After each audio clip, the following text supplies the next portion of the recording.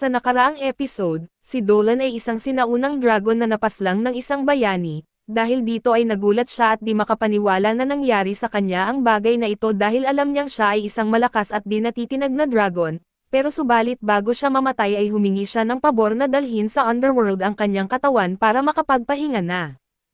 Pero sa kalaunan ay nagulat na lang siya na bigla na lamang siyang nabuhay bilang isang tao. Namuhay siya sa isang nayon at nagkaroon pa ng kakayahang katumbas ng lakas ng isang dragon, dahil dito sa katagalan ay mas lalo pang lumalakas ang kanyang kakayahan.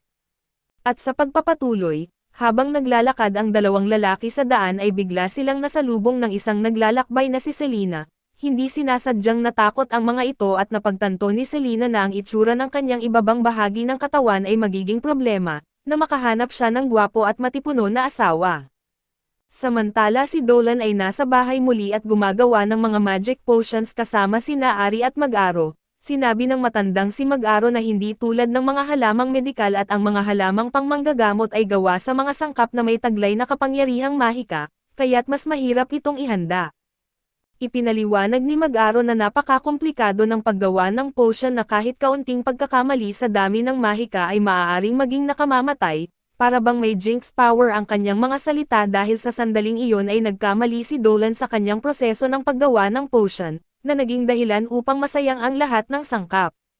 Pinagalitan siya ni Mag-Aro at sinabihan na maging mas maingat sa kanyang trabaho at nalungkot si Dolan sa sarili, na hindi nagustuhan ni Ari dahil gusto niya na palaging nakangiti si Dolan kaya't sinubukan niyang pasayahin ito. Sinasabing mahusay si Dolan sa mga halamang medikal at mabuti siyang tao na palaging inaalagaan ang mga bata. Idinagdag pa niya na hanga siya sa pagkatao ni Dolan at bago tapusin ang kanyang mga papuri ay naintindihan ni Lola Mag-Aro ang damdamin ni Ari, ngunit hindi ito napansin ng makapal na si Dolan at pinuri pa niya si Ari, sinasabing mas bagay itong maging magaling sa paggawa ng potion kaysa sa kanya. Sumang-ayon si Mag-Aro at pinayagang magpahinga si Ari para sa araw na iyon at pag-alis ni Ari. Ipinaliwanag ni Dolan kung bakit siya nahihirapan sa mga ganitong bagay at dahil dragon siya sa loob ng napakahabang panahon, hindi niya kailangang gumamit ng gamot kaya wala siyang karanasan sa larangan na ito.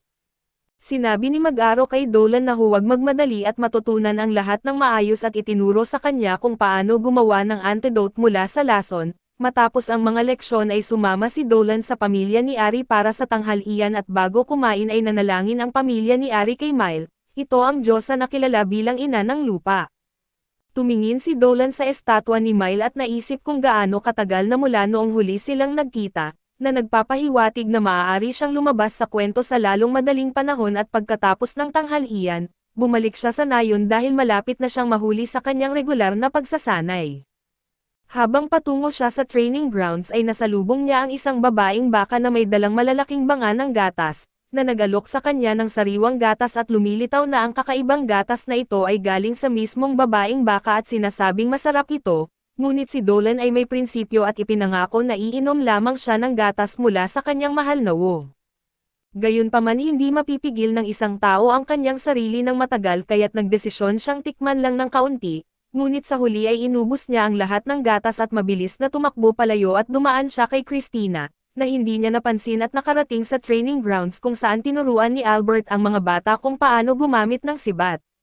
Binigyan ng pahinga ang mga bata ngunit imbes na magpahinga ay nagmadali silang lumapit kay Dolan para ipakita ang kanilang sibat, na nagpapakita kung gaano kasabik ang mga bata sa lalaking ito at biglaang nakaramdam si Dolan ng presensya ng isang demonyo sa kalapit na kagubatan, nagdesisyon na silipin ito ng mag-isa mamayang gabi kapag wala ng tao. Habang pumapasok siya sa kagubatan ay nagtataka siya kung bakit ang isang demonyo na may aura na hindi bagay para mabuhay sa ganitong uri ng kapaligiran ay piniling pumunta dito. Gamit ang kanyang cheating na mga kakayahan ay natukoy ni Dolan ang lokasyon ng demonyo at natagpuan niya ito sa likod ng mga palumpong na naliligo, at ang demonyo ay walang iba kundi si Selena at ito ang Lamia. Mahinahon siyang binati ni Dolan na para bang si Selena ay handa para makipag-usap sa mga oras na iyon. Natural na nagulat si Selena sa biglang pagdating ni Dolan at aksidenteng natapakan niya ang mainit na kaldero ng tubig kaso bago pa man sumiklab ang mainit na tubig sa kanya, agad siyang sinagip ni Dolan sa pamamagitan ng pagtalon sa ibabaw niya.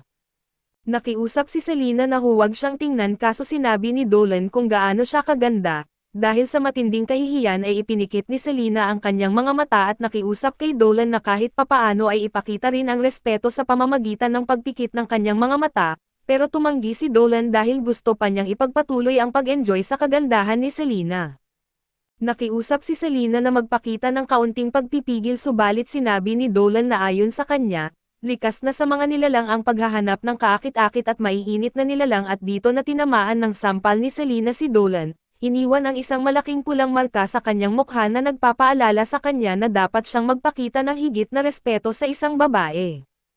Pagkatapos ng insidenteng iyon ay ipinaliwanag ni Selena kung bakit siya naruroon sa halip na pumunta sa ibang direksyon, dahil lahat ng tao ay natatakot sa kanya at posibleng subukang patayin siya at napagtanto niyang mas mabuti nang piliin si Dolan bilang kanyang posibleng kapareha, kaya siya bumalik dito. Hindi naintindihan ni Dolan na gusto ni Selena na maging ama siya ng kanyang anak kaya inanyayahan niya itong manirahan sa kanyang nayon, sinabi pa niya na ang mga tao sa kanyang nayon ay magiliw sa mga demi-humans at demonyo, gamit ang babaeng baka bilang halimbawa. Ngunit ang babaeng baka ay literal na nagbabayad gamit ang kanyang katawan para magpatuloy na makipamuhay kasama ang mga tao, pero binaliwala ito ni Dolan at nakumbinsi niya si Selena na lumipat sa kanyang nayon, idinagdag pa na magiging mas masaya ang kanyang buhay kung mananatili si Selena sa kanya. Hindi sinasadyang nakapag-flirt pa si Dolan ng maraming beses at nagkamayan sila para selyuhan ang kasunduan. Tulad ng dati ay ibinigay ni Dolan kay Selena ang ilan sa kanyang life energy na labis na nagustuhan ni Selena at batay sa kanyang reaksyon ngayon na pumayag na si Selena na manatili sa nayon, nagplano si Dolan kung paano niya kukumbinsihin ang mga taga-nayon dahil hindi niya ito basta nalang madala roon ng walang paalam. Pagkatapos magdala ni Selena ng susunod na batch ng karne para sa mga taga-nayon, tinawag nila ang kanilang kapitan upang tingnan ito at hindi natuwa ang kapitan dahil hindi nila alam kung sino ang patuloy na nagdadala ng mga karne, sinuri ang mga bakas at napansin niya na hindi ito mukhang bakas ng isang ahas. Pagkatapos ay may nagpaalala sa kanila tungkol sa anino ng kalahating tao na nakita nila kagabi, nang marinig ito ay agad na napagtanto ni Kapitan Balon na isa itong Lamia at naniniwala siyang mapanganib ang mga Lamia. Ngunit nagtaka siya kung bakit ang Lamia na ito ay patuloy na iniiwan ang mga biktima nito. Makalipas ang kaunting talakayan ay nagpatawag ng pagpupulong ang mga matatanda ng nayon upang pag-usapan ang sitwasyon, bagaman naniniwala silang masama ang mga Lamia ay hindi nila maintindihan kung bakit ang nilalang na ito ay patuloy na nagbibigay ng pagkain at sa gitna ng kanilang talakayan, nagkomento siya tungkol sa kung gaano kasarap ang isda na dinala ng Lamia noong nakaraang araw. Agad siyang sinaway ni Kapitan Balon at pagkatapos ay iminungkahi ng kapitan na bumuo sila ng strike team upang habulin at patayin ang Lamia. Dahil kakaunti ang mga kalalakihan sa nayon ay naisip ng mga matatanda na masama ang ideya ng strike team at sa halip, iminungkahi nilang humingi ng tulong mula sa kabisera at magpadala ng mensahero agad.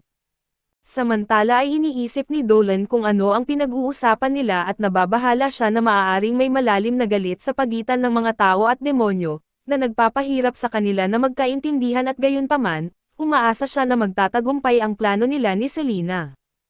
Habang nagdedeliberasyon ang mga matatanda, pinaalala ng manghuhula na si Muro na maaaring hindi ganoon kalaki ang banta ng Lamia dahil patuloy itong nagpapadala ng mga regalo sa kanila, hinimok niya silang maghintay muna ng resulta ng kanyang panghuhula bago magdesisyon.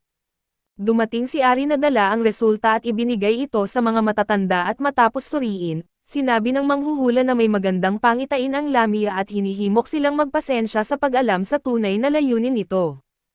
Nang marinig ito ay masayang tumakbo si Dolan sa kagubatan para sabihin kay Selena ang balita. Ipinaalam niya sa kanya na maaari nang ituloy ang huling yugto ng kanilang plano dahil wala nang galit mula sa mga taga-nayon. Tuwang-tuwa si Selena at pinasalamatan si Dolan sa tulong na ibinigay nito sa pagpaplano.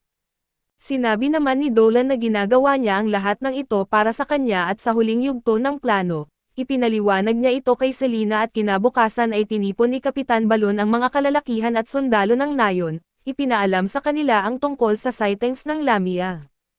Inutusan niya silang ipagtanggol ang nayon at iminungkahi ang pagsasagawa ng mga outdoor drills para palakasin sila, habang nagsasalita ay lihim na humahanga ang kanyang anak na si Toro sa kanyang ama at hindi mapigilan na ipagmamalaki ito. Samantala ay iniisip ni Dolan na makakatulong ang pagtitipon na ito sa kanilang plano at sa kalaunan ay matatanggap si Selena sa nayon, Sa di kalayuan ay nagmamasid si Selena na kinakabahan at inaalala ang plano ni Dolan at ang plano ay sangkot ang pagsasagip ni Selena kay Dolan mula sa isang kawan ng piercing rabbits, na naninirahan sa lugar kung saan magaganap ang drill. Balak ni Dolan na tumakbo papunta sa teritoryo ng mga rabbit habang si Selena ang magligtas sa kanya, upang makita siya ng mga taga-nayon bilang isang mabuting nilalang at habang naghihintay ng timing si Selena, bigla na lang may sundalong tumakbo mula sa kagubatan. Inisip agad ng lahat na tinutugis siya ng Lamia at nag-alala si Dolan dahil hindi pa niya naibibigay ang utos kay Selena. Nagulat din si Selena dahil hindi siya umalis sa kanyang hideout at pagkatapos, ipinahayag ng sundalo na hindi Lamia ang tumutudyas sa kanya kundi isang armored bear. Sa sandaling iyon ay lumitaw ang isang malaking armored bear na may pulang mga mata sa likuran ng sundalo. Agad na iniutos ni Kapitan Balon ang pag-atras ng lahat ng sundalo at habang tumakas ay nadulas si Toro, na para bang inihain ang sarili sa harap ng oso. Nang makita ito ng oso, nilapitan niya si Toro at muntik na itong mapaslang kaso sa tamang oras ay tumakbo si Dolan patungo sa bata na kasabay ni Selena at silang dalawa ay nailigtas ang bata. Gayunpaman ay nasugatan si Selena ng oso at ginamit ni Selena ang espesyal na kapangyarihan ng mga Lamia na tinatawag na Evil Eyes, upang utusan ang oso na bumalik sa kagubatan. Sa ginawa niyang ito ang lahat ay nagulat at natakot. Kahit na dumudugo siya ay inuna pa rin ni Selena ang kalagayan ng batang si Toro at tinanong kung nasaktan ito, samantala ay patuloy siyang dumudugo ng husto at sa kabila nito ay iniutos ni Kapitan Balon kay Toro at Dolan na lumayo kay Selena. Sumunod si Toro sa utos ng kanyang ama ngunit tumanggi si Dolan at ipinapaalala sa kapitan na niligtas ng Lamia ang buhay ng kanyang anak, pero ang makulit at kalbo na si Kapitan Balon ay nanatili sa kanyang paniniwala na mapanganib ang Lamia at sa puntong ito, binanggit ni Dolan na hindi siya aalis sa tabi ni Selena kaya't napilitan ang kapitan na tanungin si Selena ng ilang mga katanungan. Matapos sagutin ni Selena ang mga ito ay nakiusap si Dolan na payagan siyang manatili sa nayon, isiniwalat na ang ama ni Selena ay isang tao na katulad nila at ipinangako na hindi niya sila sasaktan at upang gawing pinal ang kanyang desisyon, humingi ng payo si Kapitan Balon kay Leticia. Sinabi ni Leticia na mabuti si Selena at wala siyang masamang balak at napansin din niyang nakapikit si Selena sa buong oras upang hindi sila maapektuhan ng Evil Eyes. Nilapitan siya ni Kapitan Balon at hiniling na buksan niya ang kanyang mga mata at tinanggap siya sa nayon at nang marinig ito, natuwa si Selena at agad na nawalan ng malay. Pagkagising niya ay dinala siya sa kanyang bagong bahay at doon ay binigyan siya ni Kapitan Balon ng ilang stuffed toys upang maging komportable. Labis siyang natuwa sa kung paano ito inihanda at humingi rin ng paumanhin si Kapitan Balon kay Selena, dahil nagduda siya sa simula at nagpasalamat sa kanya sa pagligtas sa kanyang anak mula sa oso. Sa wakas ay nagkasundo silang lahat na alamin pa ang tungkol sa kani-kanilang lahi at mamuhay ng may pagkakaisa, samantala ay nagkunwari sina Dolan at Selena na hindi pa sila magkakilala, muling ipinakilala ang kanilang mga sarili sa harap ng lahat. Kaso dito muna matatapos ang recap natin sa bagong anime na ito. Salamat sa inyong panonood hanggang sa muli.